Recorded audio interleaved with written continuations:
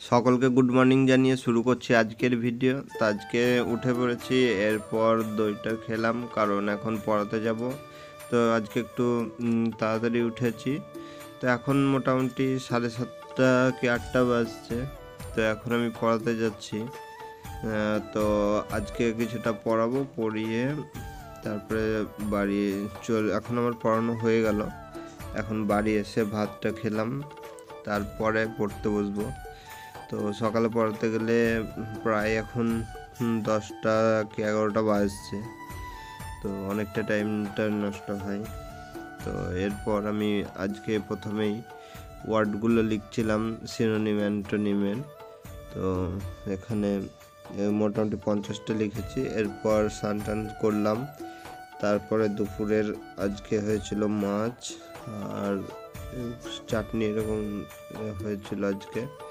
তো খাওয়া দাওয়া কমপ্লিট হলো, তারপরে দুপুরে পড়তে বসলাম, ন্যারেশন করছিলাম। তো এটাও আধ ঘন্টা মতো করেছিলাম। তারপরে এখন আমি টেস্ট দেওয়ার জন্য বসে পড়লাম। তো এখন টেক্সট বুক থেকে টেস্টটা দেব। তো এখন বের করছি যে কোন টেস্টটা দেব সেটার জন্য। তো আজকে হবে সেট নাম্বার 6। তো মিনি টেস্টটা দিচ্ছি, এটা 10টা আছে। তার 4-5 দিনে হয়ে যাবে মোটামুটি।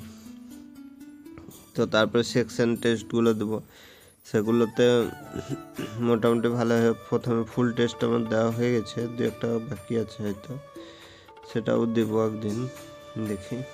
তো আজকে বেশি অ্যাটেম্প্ট করতে পারিনি, 9টা করেছিলাম আর 21টা করিনি। তার মধ্যে আবার ভুল হয়ে গেছিলো 8টা মতো।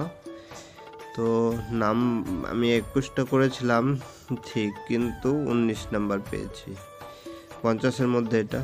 তো আজকে একটু খারাপই হয়ে গেল, প্রতিদিন 20 এরকম পাই। তো দেখা যাক পরের টেস্টে কি হয়। এরপর বিকেলের দিকে প্রায় সন্ধ্যার মতো, তো এখন পড়তে বসলাম। আমি এখন করছিলাম ইংলিশের যে প্র্যাকটিসটা, সেটাই আমি করছিলাম আজকে। এখানে আজকে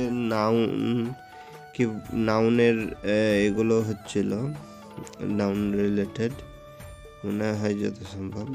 তো সেগুলো আমি করার পরে আবার অন্য পড়া করব। তো সকালে যেহেতু আমি এই সিনোনিমটা করছিলাম, তো আমার ইংলিশটা প্র্যাকটিস করা হয়নি। ইংলিশটা প্রতিদিন প্র্যাকটিস করা দরকার।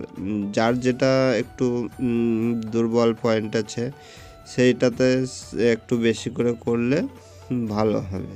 তো অঙ্কটা আমি করি, কিন্তু অঙ্ক মোটামুটি পারি। তো এখানে দেখতে পাচ্ছ এগুলো হয়ে গেছে। তো ইংলিশটা আগে একবারেই নাম্বার আসতো না, এখন মোটামুটি অর্ধেক নাম্বার আসছে, মানে 30টায় 15টা এরকম আসছে। তো মোটামুটি এখন আমার 3 ঘন্টা পড়া হয়েছে। অঙ্কটা 1 ঘন্টা করলাম। এখানে আদিত্য রঞ্জন স্যারের যে আমার কোর্সটা ছিল সেখান থেকে করেছি আজকে।